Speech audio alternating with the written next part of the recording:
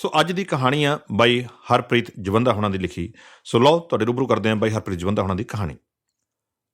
ਮਾਂ ਠੰਡੇ ਸੁਭਾਅ ਦੀ ਸੀ, ਪਰ ਪੇਕਿਆਂ ਖਿਲਾਫ ਕੋਈ ਵੀ ਗੱਲ ਨਹੀਂ ਸੀ ਜਰਦੀ। ਅਸਲ ਦੇ ਵਿੱਚ ਮਾਵਾਂ ਜਰਦੀਆਂ ਨਹੀਂ ਹੈਗੀਆਂ ਪੇਕਿਆਂ ਖਿਲਾਫ ਕੋਈ ਵੀ ਗੱਲ, ਤੇ ਮਾਵਾਂ ਹੁੰਦੀਆਂ ਵੀ ਠੰਡੇ ਸੁਭਾਅ ਦੀਆਂ ਨੇ।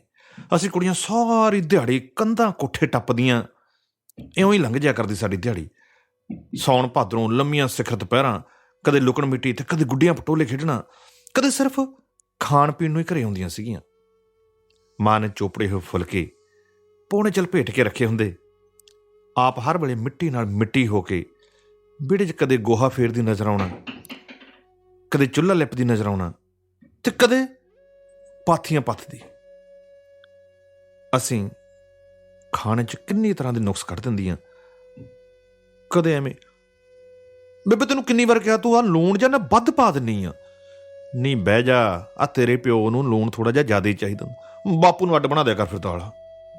ਕਦੇ ਕਿਸ ਨੇ ਮਿਰਚਾਂ ਦੀ ਸ਼ਿਕਾਇਤ ਕਰ ਦੇਣੀ, ਕਦੇ ਆ ਕੱਚੀਆਂ ਰੋਟੀਆਂ, ਬਸ ਧਿਆਨ ਪਤਾ ਨਹੀਂ ਕਿੱਥੇ ਰਹਿੰਦਾ। ਬਾਪੂ ਨੇ ਕਹਿਣਾ ਆ ਰੋਟੀ ਦੇ ਕੰਢੇ ਕੱਚੇ ਪਏ ਨੇ, ਭੁਰਾ ਪਕਾ ਲਿਆ ਕਰ। ਸਾਰਾ ਦਿਨ ਕੰਮ ਧੰਦਾ ਕਰਕੇ ਆ ਕੇ 2 ਫੁਲਕੇ ਖਾਣੇ ਹੁੰਦੇ ਆ, ਉਹ ਵੀ ਕੱਚੀਆਂ ਮੱਥੇ ਮਾਰ ਦਿੰਦੇ। ਪਰ ਮਾਂ ਨੇ ਫਿਰ ਵੀ ਮੱਥੇ ਵੱਟ ਨਾ ਪਾਉਣਾ, ਕਿਉਂਕਿ ਮਾਵਾਂ ਸ਼ਾਇਦ ਪਾਉਂਦੀਆਂ ਹੀ ਨਹੀਂ ਮੱਥੇ ਵੱਟ। ਖਾਣ ਨੂੰ ਮਿੱਠਾ ਹੈ ਨਹੀਂ, ਕਦੇ ਇਸ ਗੱਲ ਦਾ ਬਹਾਨਾ ਲਾ ਕੇ ਐਵੇਂ ਲੜਾਈ ਜੀ ਖੜੀ ਕਰ ਲੈਣੀ। ਫਿਰ ਉਹਨੇ ਆਖਣਾ ਪਹਿਲਾਂ ਰੋਟੀ ਖਾ ਲਓ ਫਿਰ ਖੀਰ ਵੀ ਮਿਲ ਜੂ। ਲੁਕੋ ਕੇ ਰੱਖੀ ਹੋਈ ਆ ਮੇਰੀ, ਜੇ ਖੀਰ ਪਹਿਲਾਂ ਹੀ ਧਰ ਦਿੰਦੀ ਫਿਰ ਤੁਸੀਂ ਆ ਰੋਟੀ ਨਹੀਂ ਸੀ ਖਾਣੀ। 24 ਘੰਟੇ ਬਸ ਮਸ਼ੀਨ ਬਣਿਆ ਤੁਰਦਾ ਫਿਰਦਾ ਇੱਕ ਵਜੂਦ। ਸੌਂਦੀ ਕਦੋਂ ਆ ਇਹ ਪਤਾ ਹੀ ਨਹੀਂ ਸੀ ਸਾਨੂੰ। ਤਾਂ ਹਮੇਸ਼ਾ ਸਾਡੇ ਮਗਰੋਂ ਲੰਮੇ ਪੈਂਦੀ ਤੇ ਸਾਡੇ ਉੱਠਣ ਤੋਂ ਪਹਿਲਾਂ ਉੱਠੀ ਹੁੰਦੀ, ਸਾਡੇ ਉੱਠਣ ਤੋਂ ਪਹਿਲਾਂ ਚਾਹ ਕੀਤੀ ਹੁੰਦੀ। ਉਹਨੂੰ ਖਰਚੇ ਚਲਾਉਣ ਲਈ ਬਸ ਥੋੜ੍ਹੇ ਜਿਹੇ ਬੱਝੇ ਜਿਹੇ ਰੁਪਈਏ ਮਿਲਦੇ, ਵਿੱਚੋਂ ਥੋੜ੍ਹੇ ਜਿਹੇ ਬਚਾ ਲਿਆ ਕਰਦੀ।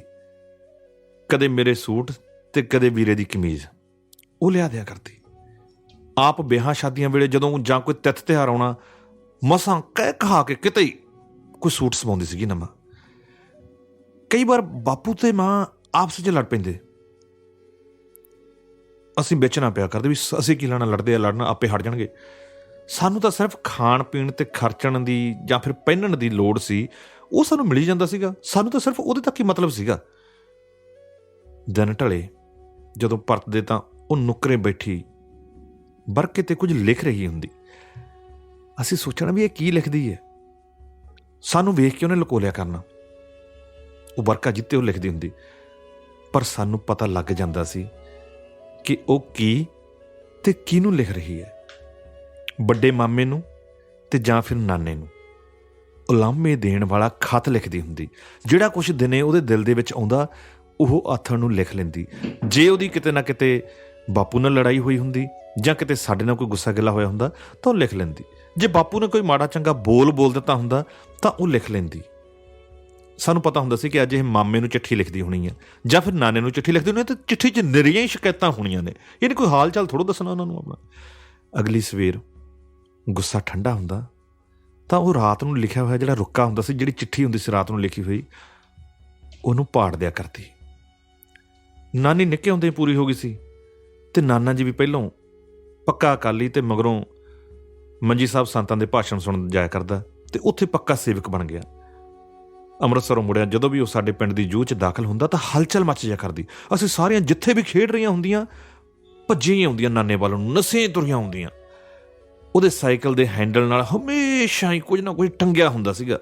ਕਦੇ ਗੁੜ ਟੰਗਿਆ ਹੋਣਾ, ਕਦੇ ਤਿਲਾਂ ਵਾਲੇ ਲੱਡੂ ਟੰਗੇ ਹੋਣੇ, ਕਦੇ ਬੇਸਣ ਟੰਗਿਆ ਹੋਣਾ, ਕਦੇ ਟਿੱਕੀ ਵਾਲਾ ਗੁੜ ਟੰਗਿਆ ਹੋਣਾ, ਤੇ ਕਦੇ ਅਲਸੀ ਦੀਆਂ ਢੇਰ ਸਾਰੀਆਂ ਪਿੰਨੀਆਂ ਟੰਗੀਆਂ ਹੋਣੀਆਂ। ਉਹ ਸਾਈਕਲ ਤੋਂ ਇੱਕ ਪੈਰ ਥੱਲੇ ਲਾ ਕੇ ਸਾਨੂੰ ਕਿੰਨੀਆਂ ਹੀ ਗੱਲਾਂ ਦੱਸਦਾ ਸੰਤਾਂ ਦੀਆਂ, ਤੇ ਅਸੀਂ ਹੌਲੀ ਜਿਹੇ ਜਿਹੜਾ ਮੂਹਰੇ ਅੱਗੇ ਝੋਲਾ ਟੰਗਿਆ ਹੁੰਦਾ ਸੀ ਉਹ 'ਚੋਂ ਕਿੰਨੇ ਕੁਝ ਕੱਢ ਕੇ ਦੂਰ ਦੌੜ ਜਾਇਆ ਕਰਦੀਆਂ। ਉਹ ਕੁਛ ਨਹੀਂ ਸੀ ਕਹਿੰਦਾ, ਉਹਨੂੰ ਪਤਾ ਹੀ ਹੁੰਦਾ ਸੀ ਕਿ ਮੈਂ ਇਹਨਾਂ ਨੂੰ ਗੱਲਾਂ ਸੁਣਾ ਰਿਹਾ ਤੇ ਇਹਨਾਂ ਦਾ ਧਿਆਨ ਤਾਂ, ਇਹਨਾਂ ਦਾ ਦਿਮਾਗ ਤਾਂ ਉਹ ਟੰਗੇ ਹੋਏ ਝੋਲੇ ਦੇ ਵਿੱਚ ਆ ਕਿ ਝੋਲੇ 'ਚੋਂ ਲੈ ਕੇ ਕੀ ਆਇਆ। ਉਹ ਲੈ ਕੇ ਇੱਕਦਮ ਅਸੀਂ ਭੱਜਿਆ ਕਰਦੀਆਂ। ਫਿਰ ਇੱਕ ਦਿਨ ਨਾਨਾ ਜੀ ਵੀ ਮੁੱਕ ਗਿਆ। ਤੇ ਨਾਲ ਹੀ ਮੁੱਕ ਗਈ ਮਾਂ ਦੇ ਚਿਹਰੇ ਦੀ ਰੌਣਕ ਜਿਹੜੀ ਰਹਿੰਦੀ ਖੁੰਦੀ ਸੀ। ਹੁਣ ਉਹ ਅਕਸਰ ਹੀ ਚੁੱਪ ਰਿਹਾ ਕਰਦੀ। ਕਦੇ ਕਦਾਈ ਸਪੀਕਰ ਤੇ ਬਿੰਦ ਰਖੀਏ ਦਾ ਇਹ ਗੀਤ, ਮਾਂ ਮੈਂ ਮੁੜਨੀ ਪੇਕੇ ਆਉਣਾ, ਪੇਕੇ ਹੁੰਦੇ ਮਾਵਾਂ ਨਾਲ, ਇਹ ਸੁਣਦੀ ਸੁਣਦੀ ਅੱਖਾਂ ਭਰਿਆ ਕਰਦੀ। ਫਿਰ ਅੰਦਰ ਵੜ ਜਾਂਦੀ ਸੀ। ਅੰਦਰ ਵੜ ਕੇ ਆਪਣਾ ਮਨ ਹੌਲਾ ਕਰਦੀ। ਫਿਰ ਇੱਕ ਦਿਨ ਡੈਡੀ ਨੂੰ ਪੁਲਿਸ ਫੜ ਕੇ ਲੈ ਗਈ। ਮਾਹੌਲ ਖਰਾਬ ਸੀ। ਅਸੀਂ ਮਾਮਾ ਧੀਆਂ ਨੇ ਬਥੇਰਾ ਲੱਭਣ ਦੀ ਕੋਸ਼ਿਸ਼ ਕੀਤੀ, ਪਰ ਉਹ ਕਿੱਥੋਂ ਨਾ ਲੱਭਿਆ। ਉਹਦੀ ਯਾਦ ਅਜੇ ਵੀ ਸੂਲੀ ਬਣ ਕੇ ਚੁੱਭਦੀ ਰਹਿੰਦੀ ਹੈ।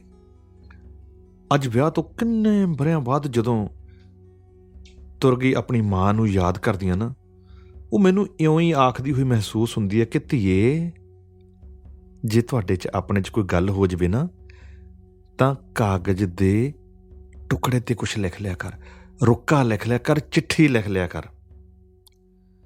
ਤਦੇ ਸ਼ਾਇਦ 7 ਸਮੁੰਦਰ ਪਾਰ ਬੈਠੀ ਅੱਜ ਵੀ ਜਦੋਂ ਕੋਈ ਮਾੜਾ ਮੋਟਾ ਜਿਹਾ ਸੇਕ ਮੈਨੂੰ ਮਹਿਸੂਸ ਹੁੰਦਾ ਨਾ, ਮੈਨੂੰ ਸੇਕ ਲੱਗਦਾ ਥੋੜ੍ਹਾ ਮੋਟਾ, ਕੋਈ 19-21 ਗੱਲ ਹੁੰਦੀ ਆ, ਅਤੇ ਸੈੱਲ ਫੋਨ 'ਤੇ ਵੀਰੇ ਦਾ ਨੰਬਰ ਦੱਬ ਦਿੰਦੀਆਂ। ਕਿੰਨਾ ਹੀ ਚਿਰ ਹਰੇ ਬਟਨ ਵੱਲ ਤੱਕਦੀ ਰਹਿੰਦੀ ਹਾਂ, ਸੋਚਦੀ ਹਾਂ ਵੀ ਜੇ ਮਾਂ ਵਾਂਗੂ ਕੋਈ ਰੁੱਕਾ, ਕੋਈ ਚਿੱਠੀ ਲਿਖੀ ਹੁੰਦੀ ਤਾਂ ਅਗਲੇ ਦਿਨ ਪਾੜ ਵੀ ਦਿੰਦੀ। ਪਰ ਇਹ ਚੰਦਰੇ ਨੇ ਤਾਂ ਅਗਲੇ ਦੀ ਸਿੱਧੀ ਜਾ ਕੇ ਤਾਰ ਖੜਕਾ ਦੇਣੀ ਆ। ਉਹਦੀ ਵੀ ਤਾਂ ਹੁਣ ਆਪਣੀ ਜ਼ਿੰਦਗੀ ਹੈ, ਉਹਦੇ ਵੀ ਤਾਂ ਆਪਣੇ ਮਸਲੇ ਨੇ। ਐਵੇਂ ਮੈਂ ਆਪਣਾ ਦੁੱਖ ਫੋਨ 'ਤੇ ਉਹਨੂੰ ਦੱਸੂੰ ਅਤੇ ਉਹ ਗਰਮ ਹੋਊ ਜਾਂ ਫਿਰ ਉਹ ਅਪਸੈਟ ਹੋਊ। ਉਹਦੀ ਆਪਣੀ ਵੀ ਤਾਂ ਜ਼ਿੰਦਗੀ ਅਤੇ ਆਪਣੇ ਵੀ ਤਾਂ ਮਸਲੇ ਨੇ। ਅੜੀਏ, ਇਦੋਂ ਤਾਂ ਫਿਰ ਉਹ ਜ਼ਮਾਨਾ ਚੰਗਾ ਸੀ ਜਦੋਂ ਚਿੱਠੀ ਲਿਖ ਕੇ ਮਾਂ ਪਾੜ ਤਾਂ ਦਿੰਦੀ ਸੀ। ਇਹ ਤਾਂ ਮੈਂ ਹਰੇ ਬਟਨ ਵੱਲ ਤੱਕਦੀ ਰਹਿੰਦੀ, ਪਰ ਉਹਨੂੰ ਕਿੰਨਾ ਹੀ ਟਾਈਮ ਦੱਬਦੀ ਨਾ। ਅੱਜ ਵੀ ਜਦੋਂ ਕਦੇ ਬਿੰਦ ਰੱਖੀ ਦਾ ਗੀਤ, ਮਾਂ ਮੈਂ ਮੁੜਨੀ ਪੇਕੇ ਆਉਣਾ, ਪੇਕੇ ਹੁੰਦੇ ਮਾਵਾਂ ਨਾਲ, ਕੰਨੀ ਪੈ ਜਾਂਦਾ, ਤਾਂ ਪਿੰਡ ਸੁੰਨੇ ਹੋਏ ਗਏ ਵਿਹੜੇ 'ਤੇ ਮੈਨੂੰ ਉਹ ਚੇਤੇ ਆਉਂਦਾ ਅਤੇ ਕਾਲਜ ਦਾ ਰੁੱਗ ਭਰਿਆ ਜਾਂਦਾ। ਫਿਰ ਪਿੰਡ ਵਸਦਾ ਸਾਡਾ ਗਵਾਂਢ ਦੱਸਦਾ ਕਿ ਇਹ ਸੁੰਨੇ ਹੋ ਗਏ ਵਿਹੜੇ ਦੇ ਵਿੱਚ ਲੱਖ ਲੱਖ ਉੱਚੇ ਉੱਗੇ ਹੋਏ ਸਰਕੰਡੇ 'ਚੋਂ ਅੱਜ ਕੱਲ੍ਹ ਸੱਪ ਬਹੁਤ ਨਿਕਲਦੇ ਆ। ਚੁੱਲ੍ਹਿਆਂ 'ਚ ਉੱਗਾ ਆ ਘਾਹ ਹੁਣ ਤਾਂ ਉਹ ਚੇਤਿਆਂ ਦੇ ਵਿੱਚ ਆਉਂਦਾ। ਅੱਜ ਕੱਲ੍ਹ ਸਮਾਂ ਚਾਹੇ ਬਹੁਤ ਤੇਜ਼ ਹੋ ਗਿਆ, ਪਰ ਰਿਸ਼ਤੇ ਤਾਂ ਪਹਿਲਾਂ ਵਾਲੇ ਹੀ ਆ। ਇਹ ਸੀ ਅੱਜ ਦੀ ਕਹਾਣੀ ਬਾਈ ਹਰਪ੍ਰੀਤ ਜਵੰਦਾ ਹੋਣਾ ਦੀ। ਤੁਹਾਨੂੰ ਕਿਹੋ ਜਿਹੀ ਲੱਗੀ ਜ਼ਰੂਰ ਦੱਸਣਾ।